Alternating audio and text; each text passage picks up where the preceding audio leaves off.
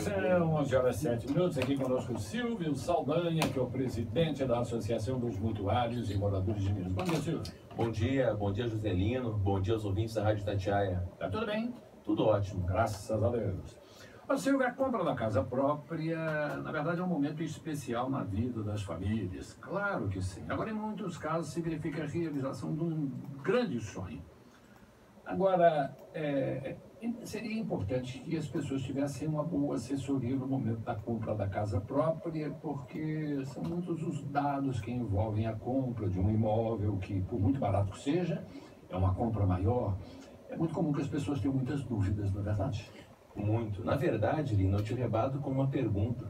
Quem não sonha em ter a sua casa própria? Opa! Quem não sonha em ter o seu teto, Não? montar como deseja, fazer aquela pintura, aquele imóvel, aquela cozinha americana, aquele espaço gourmet? Todo mundo quer ter um imóvel. Claro.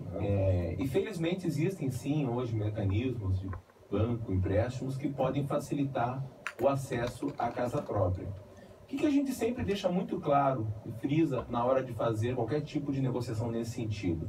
Se você vai adquirir um imóvel, vai pegar um dinheiro emprestado, você está contraindo um compromisso de 20, 25, 30, talvez 35 anos. E as leis hoje, elas são muito pesadas para quem acaba inadimplindo ao longo do tempo. Eu sempre digo que muitas vezes a inadimplência nesse período ela é totalmente justificável. Como é que você em 35 anos não vai ter um desemprego, um decréscimo de renda, um problema de saúde? O país atravessou uma crise. A crise financeira, a gente pode passar aqui o dia enumerando problemas que podem ocasionar. Então, o que a gente sempre busca em contrapartida? Orientar as pessoas, sugerir que busque orientação de como fazer esse negócio, quanto que deve gastar, quanto que deve pegar de empréstimo, em quanto tempo tem que saldar, né? Localização de imóvel, características, são vários fatores. Não só simplesmente você chegar, pegar um dinheiro e pagar. Porque o banco vai repassar na hora, só que você vai ficar com aquele carnê, que não é carnê, é um boleto mensal, com obrigação. Então é muito importante organização financeira, você conseguir uma boa entrada, se tiver um dinheirinho guardado na poupança, no fundo de garantia, utiliza, né? Tudo isso é muito importante para realizar o sonho e não deixar que ele se transforme num pesadelo. Começando com um bom planejamento, né, Silvio? Importantíssimo. A gente tem que dar o máximo de entrada possível. Se for financiar o menor valor possível, pelo menor tempo possível. Sobrou um dinheirinho no fim do ano, lá um 13º, umas férias, uma grana que não estava esperando, vai lá e amortiza o contrato. Livra logo, quita o seu imóvel e aí o sonho ele é completo. A gente que é leigo na matéria, a gente admite que na compra, nesse processo de compra da casa, muitas vezes vem algumas armadilhas embutidas. Esse pensamento é verdadeiro? Sim, muito verdadeiro. A pessoa compra um imóvel e ela só se preocupa em colocar dentro do orçamento de hoje quanto que ela vai pagar de parcela. Ponto. Você vai ter despesas de mudança, despesas de imóveis, na própria abertura do crédito no banco vai ter taxa de abertura, taxa não sei do que, a famosa venda casada que é ilegal, mas a gente sabe que os bancos empurram, um cartão de crédito, um cheque especial, um seguro extra. Tudo isso tem que ser levado em consideração. Coisas que não podem. E vamos além. Não pode, não deve, né, Lino? Mas é que as pessoas se sentem coagidas e muitas vezes não tem opção, a não ser firmar o contrato e depois na justiça buscar uma solução. Nós vamos além. Eu sempre digo que na hora de aprovar o crédito, o banco vai te exigir 30% de comprometimento da renda bruta. Então, se você tiver uma renda familiar lá de R$2.000, R$3.000, a prestação não pode ultrapassar esse valor. De 30%. 30%. Só que 30% tem que ser da renda comprovada. Não tenta fazer, vamos juntar uma renda não comprovada, um saldo médio de conta, que é uma renda fictícia. E no fim das contas, o 30 vira 40, 50, e você compromete muito do seu orçamento, aonde ali na frente não vai ter fôlego financeiro para saldar, e aí, infelizmente, perde o imóvel. O banco hoje tira o imóvel com 3 ou mais parcelas em aberto, sem precisar da justiça. Nem precisa da justiça. Existe uma lei de 1997, que é a Lei da Alienação Fiduciária, a Lei 9.514. Ela permite, com 3 ou mais parcelas, o banco informar o cartório de registro de imóveis que a pessoa está devendo, conceder a ela 15 dias para pagar todas as parcelas em aberto, e caso ela não salde essas parcelas, o banco passa esse imóvel para o nome dele, lá no próprio registro, coloca em 2 leilões públicos, muitas vezes com valor aquém do que vale. A gente já vislumbrou leilões aí de imóveis 20%, 30% do que vale, né? O terceiro compra, você tem que sair do imóvel e ainda perde tudo que pagou. Então é muito pesada a punição de quem deve. Organiza, não compromete muito do orçamento, o banco sugere 30%, deixa ali por 20%, compra o imóvel de acordo com a tua renda e aos poucos vai lá, quita. Depois desse imóvel quitado, hoje muitos construtores aceitam ele como entrada. Você tem um imóvel quitado, quer passar para o maior, o meu é de 1 quarto, eu quero mudar para um de 2 quartos, ou quero mudar de bairro, ou quero ter mais uma vaga de garagem. Se você tem um imóvel quitado, ele já é uma excelente entrada para alcançar o próximo passo. Quer dizer que o banco, então, não depende de nada, simplesmente toma o apartamento da pessoa. Ele promove extrajudicialmente. Claro que a gente vai abrir com uma seara que existe defesa jurídica, a pessoa pode recorrer. A própria lei que a gente citou aqui tem alguns artigos que também ajudam o devedor. Não é porque a pessoa deve que ela deixa de ter direitos, ela também tem os direitos. Só que aí obriga a ter que entrar na justiça. A gente sabe que a justiça é morosa, é gasto, é incerteza, porque não existe certeza no direito. Ele gera uma série de complicações e uma dor de cabeça, muitas vezes desnecessária. Mas, seguramente nós estamos falando para muita gente que está pensando em comprar uma casa. Muita gente está pensando em casar, comprar uma casa, sair da casa do papai, da mamãe, quer comprar uma casinha. Isso não é certamente muita gente. Vou dar informação para essas pessoas. Existe um valor mínimo para dar entrada? Por exemplo, um apartamento de 300 mil reais. Existe um valor mínimo para isso no financiamento? Aquele ditado de quem casa quer casa sempre é válido, né? Claro que existe sim. Normalmente os bancos operam com uma entrada mínima de 20%. Ou seja, 300 mil, a mínima seria 60 mil. E o banco vai lá e avalia o imóvel. Por quê? Porque o banco não está te vendendo um imóvel, ele está te emprestando um dinheiro sob uma garantia hipotecária. Você dá o imóvel como garantia, ele te empresta um dinheiro. O banco não faz mau negócio nunca, né, Silvio? Eu até hoje não vi banco fazer negócio para perder. Segundo consta, se você perceber um banqueiro pulando o 20º andar, pode pular também, que ele está indo fazer um bom negócio. É um excelente negócio, inclusive me dá o endereço que eu vou junto com ele. Não é? Tem. Mas então, pelo menos 20%.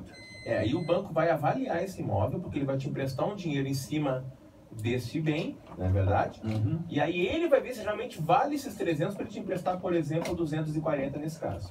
Agora, o cidadão fecha negócio e logo depois ele percebe que a coisa não era bem aquilo que ele queria e ele se arrepende do negócio. Ele tem meios de voltar atrás. Depois que assinar o contrato com o banco e firmar ele registrado na matrícula, não tem como voltar atrás. Você só consegue ou transferir a titularidade para um terceiro, no caso da venda, né? Ou vender ele à vista e quitar o imóvel. E lembrando que na transferência, o credor, que no caso é o banco, ele tem que concordar. Então eu financiei, não consigo mais pagar, posso vender para o Joselino? Posso, desde que ele pague à vista, ou ele assuma o meu financiamento junto ao banco e o banco concorde. Tem uma terceira hipótese nesses casos, que não é muito recomendável, mas acaba sendo muito usual, que é o famoso e popular contrato de gaveta. O imóvel continua no nome do mutuário, de quem fez o inicial financiamento, só que ele vende uma promessa para um terceiro e o terceiro fica pagando em nome dele. Nada mais é do que você estar avalizando o crédito do terceiro. É risco, mas muita gente recorre a essa situação. Essa promessa de compra e venda é um documento oficial? É um documento oficial de interpartes, mas não quebra a relação de quem fez o financiamento com o banco. Se ficar parcela em aberto, se ficar dívida, o banco sempre vai cobrar de quem ele deu o crédito. Não interessa se quem recebeu aquele crédito vendeu para o terceiro, quarto ou quinto. Nessa relação jurídica não vai existir. Só existe a relação de quem comprou o contrato de gaveta com quem vendeu. Por exemplo, eu vendo o contrato de gaveta para alguém, ficou no meu nome. E se alguém não pagou, eu posso retomar dele. Mas o meu nome com o banco segue valendo. Agora, o consumidor precisa tomar alguns cuidados na hora da avaliação do imóvel, não é, Silvio? Exatamente. Tanto para quem compra como para quem vende. Tanto que o banco vai lá avaliar o imóvel e vai te emprestar o dinheiro em cima da avaliação dele. Uhum. Não adianta você majorar, por exemplo, eu vou dizer para o banco que o imóvel é 300, mas eu vou dizer que eu paguei 400 para ficar uma entrada maior, uma falsa entrada. O banco vai, você paga o período do banco, o banco vai lá, avalia e te diz, não, esse imóvel vale tanto e sobre este imóvel eu só te empresto tanto. Não adianta, não tem como burlar. Esta avaliação, a gente pode dizer que é uma avaliação correta?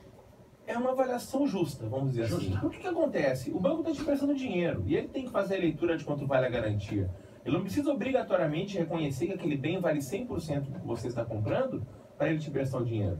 Ele entende, não, esse imóvel aí eu entendo que para mim ele vale por tanto, até porque ele já tem que colocar na planilha quanto de custo ele vai ter se ele tiver que retomar esse bem, e em cima desse imóvel eu te empresto tanto. Nós estamos falando a respeito disso, de avaliação e financiamento, cambal, a respeito de imóveis já existentes. E quando se trata de uma compra de um imóvel na planta? O imóvel na planta, ele requer um pouco mais de precaução e organização. Muitas vezes o imóvel na planta você fica pagando uma parcela para a construtora enquanto constrói o imóvel, mais uma parcela de juros para o banco, e terceiro, o cara que procura imóvel na planta normalmente está pagando aluguel. Ele está triplicando o custo dele. Tem que estar muito bem organizado financeiramente para chegar nesse ponto. Vamos além, a questão da planta, tem que saber idoneidade da construtora, saber um retorno de outros clientes, de outros empreendimentos, se ela entregou o imóvel na data, se o imóvel foi entregue em boas qualidades, né, que não teve problemas de estrutura, rachadura já no início. Então tem que estudar um pouco mais e pesquisar um pouco mais. Não estou desaconselhando, estou dizendo que triplica a cautela na hora de adquirir. E vamos além, o mercado está com tanta oferta hoje, que você encontra imóveis praticamente novos ou nunca ocupados a preço muito parecido com o imóvel na planta.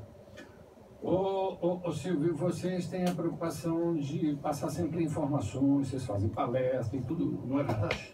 A associação no mês que vem está completando 18 anos para fazer esse trabalho.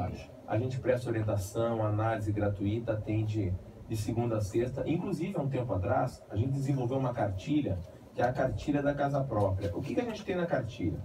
A gente condensou ali as principais perguntas e respostas sobre dicas na hora de adquirir a casa própria, dúvidas sobre financiamento e problemas com construtora. Exatamente o que a gente está falando aqui hoje. Então lá no nosso site você pode baixar lá de forma gratuita, você pode na sede da associação retirar também esse exemplar gratuito, e é uma forma que a gente vê, às vezes a pessoa não tem tempo de parar para ir na associação ou nos ligar, ela consegue esclarecer muita coisa só com esse documento.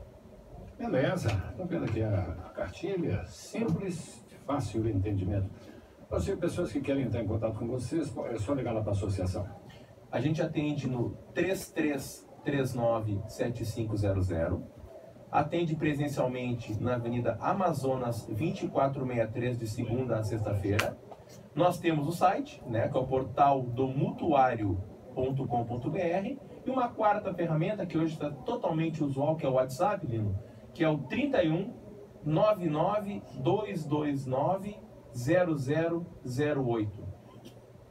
Muito fácil, 992290008.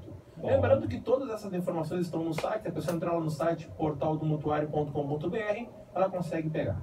Beleza, valeu, senhor, obrigado pela visita, bom dia. Lino, mais uma vez nós agradecemos a oportunidade, um grande abraço aos nossos ouvintes. Para você também, Silvio Saldanha, presidente da Associação dos Mutuários e Moradores de Minas, são 11h21 agora aqui em BH.